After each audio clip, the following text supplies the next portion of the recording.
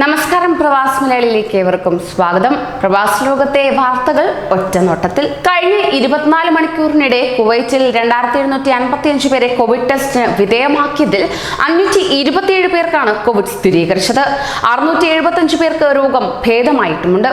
ഇതോടെ രോഗബാധിതരുടെ ആകെ എണ്ണം 36,958ഉം രോഗമുക്തി നേടിയവരുടെ എണ്ണം 28,206 ഉയർന്നു. പുതിയ രോഗികളിൽ 85 പേർ ഇന്ത്യക്കാരാണ്. ഇതോടെ കുവൈറ്റിൽ കോവിഡ് സ്ഥിരീകരിച്ച ഇന്ത്യക്കാരുടെ എണ്ണം 10,000-ത്തോടടുക്കുന്നു. 24 മണിക്കൂറിനിടെ 5 പേരാണ് കുവൈറ്റിൽ കോവിഡ് ബാധിച്ച് മരിച്ചത്.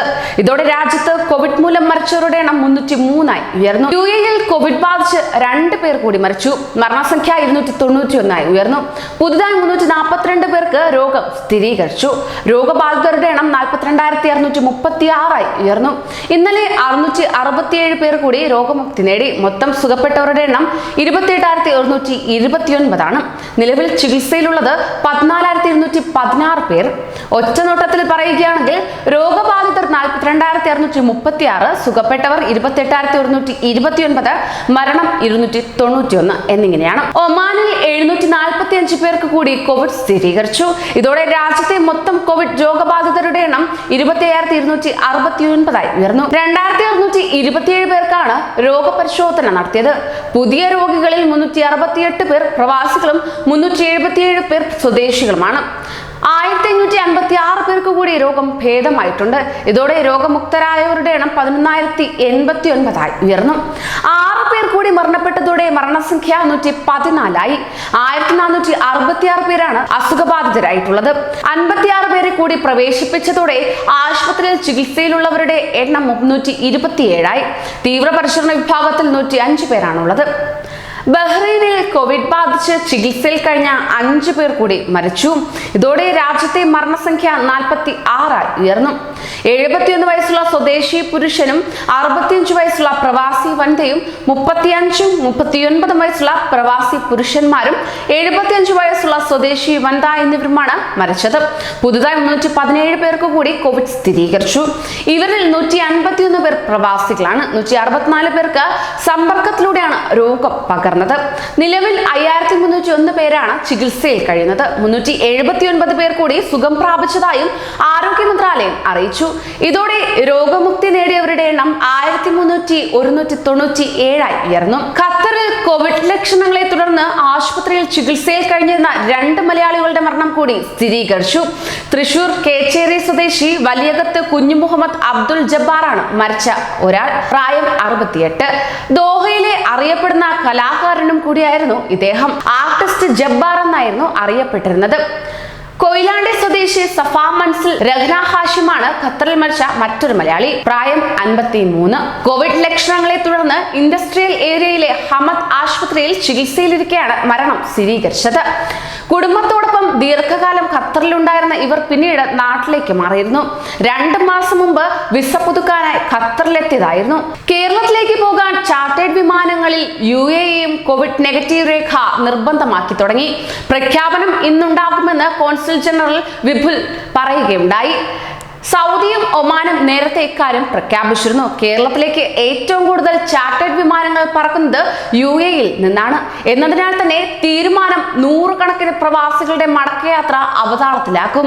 ഈ മാസം തന്നെ 100-ലധികം ചാർട്ടേഡ് വിമാനങ്ങളാണ് കേരളത്തിലേക്ക് ഷെഡ്യൂൾ ചെയ്തിരിക്കുന്നത്. ഇവയിൽ യാത്ര ചെയ്യേണ്ടവരെല്ലാം കോവിഡ് പരിശോധനയ്ക്ക് വിധേയമാവുകയും കോവിഡ് നെഗറ്റീവ് ആണെന്ന സർട്ടിഫിക്കറ്റ് കരസ്ഥമാക്കേണ്ടി വരികയും ചെയ്യും. ചാർട്ടേഡ് വിമാനങ്ങളിൽ കേരളത്തിലേക്ക് വരുന്നവർക്ക് കോവിഡ് പരിശോധന സർട്ടിഫിക്കറ്റ് നിർബന്ധമാണെന്ന കേരള സർക്കാരിന്റെ തീരുമാനത്തെ തുടർന്നാണ് ഗൾഫിലെ ഇന്ത്യൻ എംബസികൾ മാർഗനിർദ്ദേശങ്ങളിൽ മാറ്റം വരുത്തിയത്. സൗദിയിൽ നിന്ന് കേരളത്തിലേക്ക് മടങ്ങാൻ എംബസി രജിസ്ട്രേഷൻ പൂർത്തിയാക്കിയത് 60,000-ലേറെ പേരാണ്. 4,000-ത്തോളം പേർ മാത്രമാണ് ഇവരിൽ നാടണഞ്ഞത്. വന്ദേ ഭാരത് വിമാനങ്ങൾ പേരിന് മാത്രമുള്ള സൗദിയിലെ പ്രവാസികൾക്ക് പ്രധാന ആശ്രയം കൂടിയായിരുന്നു ചാർട്ടേഡ് ഫ്ലൈറ്റുകൾ. അപ്രായോഗികമായ നിബന്ധന പിൻവലിച്ചില്ലെങ്കിൽ യാത്ര മുടങ്ങുമെന്ന ആശങ്കയിലാണ് എല്ലാ പ്രവാസികളും. സ്വദേശികൾക്കും വിദേശികൾക്കും ജൂൺ 23 മുതൽ വിദേശയാത്ര അനുവദിക്കുമെന്ന് UAE. വിദേശകാര്യ അന്താരാഷ്ട്ര സഹകരണ മന്ത്രാലയവും താമസ കുടിയേറ്റ വകുപ്പും ദേശീയ ദുരന്ത നിവാരണ സമിതിയും സംയുക്തമായി ഇറക്കിയ പ്രസ്താവനയിലാണ് UAE പൗരന്മാർക്കും താമസ വിസയുള്ളവർക്കും അടുത്തയാഴ്ച മുതൽ വിദേശയാത്ര അനുവദിക്കും എന്നറിയിച്ചുള്ള ഉത്തരവിറക്കിയത്. എല്ലാവർക്കും യാത്രാനുമതി നൽകില്ല, എല്ലായിടത്തേക്കും യാത്ര ചെയ്യാനുമാകില്ല, ചില പ്രത്യേക വിഭാഗങ്ങൾക്ക് മാത്രമേ യാത്രാനുകൂല്യമുള്ളൂ. ഇക്കാര്യങ്ങൾ സംബന്ധിച്ച് വരും ദിവസങ്ങളിൽ രാജ്യം കൂടുതൽ വ്യക്തതയും വരുത്തും. ദക്ഷിണ സൗദിയിലെ അബഹയ്ക്ക് സമീപം ലല്ലാ ചുരത്തിലുണ്ടായ വാഹനാപകടത്തിൽ 5 പേർ മരിക്കുകയും 2 പേർക്ക് പരിക്കേൽക്കുകയും ചെയ്തു. ഞായറാഴ്ച വൈകിട്ടാണ് 2 കാറുകൾ കൂട്ടിയിടിച്ചുണ്ടായ അപകടം ഉണ്ടായത്. വിവരമറിഞ്ഞ ഉടനെ 4 യൂണിറ്റ് ആംബുലൻസ് സംഘം സ്ഥലത്തെത്തിയിരുന്നതായി അസീർ മേഖല റെഡ് ക്രസന്റ് വക്താവ് മുഹമ്മദ് ബിൻ ഹസാൻ ഷഹ്റി പറഞ്ഞു. അപകടത്തിൽ മരിച്ചവരും പരിക്കേറ്റവരും ഏത് രാജ്യക്കാരെന്ന് ഇതുവരെ വ്യക്തമാക്കിയിട്ടുമില്ല. പരിക്കേറ്റവരെ ദർബ് ജനറൽ ആശുപത്രിയിൽ പ്രവേശിപ്പിച്ചെന്നും വക്താവ് പറഞ്ഞു. കുവൈറ്റിൽ പൊതുമാപ്പ് ലഭിച്ച ഇന്ത്യക്കാരിൽ 5799 പേർ നാട്ടിലേക്ക് മടങ്ങി. 1204 പേർ മാത്രമാണ് ക്യാമ്പുകളിൽ ശേഷിക്കുന്നത്. 7181 ഇന്ത്യക്കാരാണ് പൊതുമാപ്പ് പ്രയോജനപ്പെടുത്താനായി മുന്നോട്ട് വന്നത്. 1 മാസക്കാലം നീണ്ടുനിന്ന പൊതുമാപ്പ് കാലയളവിൽ 26,472 വിദേശികളാണ് നാട്ടിലേക്ക് മടങ്ങാനായി രജിസ്റ്റർ ചെയ്തത്. ഇതിൽ 80% പേരും ഇതിനോടകം തന്നെ നാടണഞ്ഞതായും general directorate of civil aviation പുറത്തുവിട്ട സ്ഥിതിവിവര കണക്കിൽ പറയുന്നു. ഖത്തറിലെ സർക്കാർ സ്കൂളുകളിൽ അധ്യാപകരുടെ നിരവധി ഒഴിവുകൾ. 2020-2021 അധ്യയന വർഷത്തേക്ക് സർക്കാർ സ്കൂളുകളിലെ പ്രൈമറി, പ്രീ പ്രൈമറി, സെക്കൻഡറി തലങ്ങളിൽ അധ്യാപക ഒഴിവുകൾ സംബന്ധിച്ച് ഉന്നത വിദ്യാഭ്യാസ മന്ത്രാലയമാണ് അറിയിപ്പ് പുറത്തിറക്കിയത്. അറബി അധ്യാപകർ സ്ത്രീ അഥവാ പുരുഷൻ, കോളേജ് ഓഫ് എഡ്യൂക്കേഷൻ മാത്തമാറ്റിക്സ് സ്ത്രീ അഥവാ പുരുഷൻ, കോളേജ് ഓഫ് എഡ്യൂക്കേഷൻ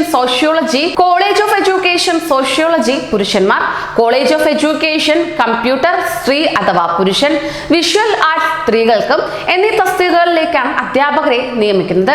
സ്പെഷ്യലൈസ്ഡ് വിഷയങ്ങളിൽ ഖത്തർ യൂണിവേഴ്സിറ്റിയിൽ നിന്നോ ഖത്തറിലെ മറ്റ് സർവകലാശാലകളിൽ നിന്നോ മികച്ച വിജയം നേടിയ ബിരുദധാരികൾക്കാണ് അപേക്ഷിക്കാൻ അവസരമുള്ളത്. വിദേശത്തുള്ള UAE വിസക്കാരുടെ മടങ്ങിവരവ് ഘട്ടം ഘട്ടമായി മാത്രമെന്ന് അധികൃതർ. നിശ്ചിത വ്യവസ്ഥകൾ പാലിച്ചാകും അനുമതി നൽകുക. യാത്രക്കാരുടെ ആരോഗ്യ സുരക്ഷ കണക്കിലെടുത്താണ് പുതിയ തീരുമാനം. UAEക്ക് പുറത്തുള്ള താമസ വിസക്കാരുടെ മടക്കയാത്രയുമായി ബന്ധപ്പെട്ട അപേക്ഷകൾ പരിശോധിക്കാൻ പ്രത്യേക സമിതിയെ നിയോഗിച്ചിട്ടുമുണ്ട്. ഈ മാസം 1 മുതൽ നടപടികൾ സ്വീകരിക്കുന്നു. എല്ലാവർക്കും ഒരുമിച്ച് തിരിച്ചെത്താനാകില്ല. വിമാന സർവീസുകളും നിലവിലുള്ള സാഹചര്യവും വിലയിരുത്തും. വ്യവസ്ഥകൾ പാലിക്കാൻ കഴിയാത്തവരുടെ അപേക്ഷകൾ തള്ളിയതായും വ്യക്തമാക്കി. മടക്കയാത്രയ്ക്കുള്ള പെർമിറ്റിന് രജിസ്റ്റർ ചെയ്യുകയും വേണം. പ്രവാസി സംഘടനകളുടെ ചാർട്ടേഡ് വിമാനങ്ങൾക്ക് അനുമതി നൽകി തുടങ്ങിയതോടെ ഖത്തറിലെ പ്രവാസികൾക്ക് നാട്ടിലേക്കുള്ള യാത്രയിൽ പ്രതീക്ഷ ഏറുന്നു. ഇന്നലെ ഖത്തർ ഇൻകാസ് സെൻട്രൽ കമ്മിറ്റിയുടെയും ഇന്ത്യൻ എംബസി എപെക്സ് സംഘടനയായ ഇന്ത്യൻ കമ്മ്യൂണിറ്റി ബെനവലന്റ് ഫോറത്തിന്റെയും 2 ചാർട്ടേഡ് വിമാനങ്ങളാണ് ഇന്ത്യയിലെത്തിയത്. ഖത്തർ ഇൻകാസിന്റെ ദോഹ, കൊച്ചി, ഇൻഡിഗോ വിമാനത്തിൽ കുട്ടികൾ ഉൾപ്പെടെ 176 യാത്രക്കാരാണ് കൊച്ചിയിൽ എത്തിച്ചേർന്നത്. കൂടുതൽ പ്രവാസി വാർത്തകൾക്കായി ഈ ചാനൽ സബ്സ്ക്രൈബ് ചെയ്യൂ.